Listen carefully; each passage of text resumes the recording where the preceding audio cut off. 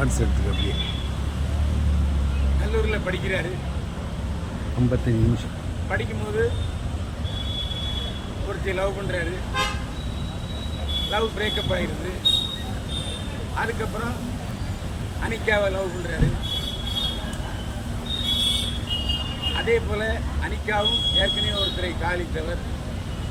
Love breakup ஆகுது.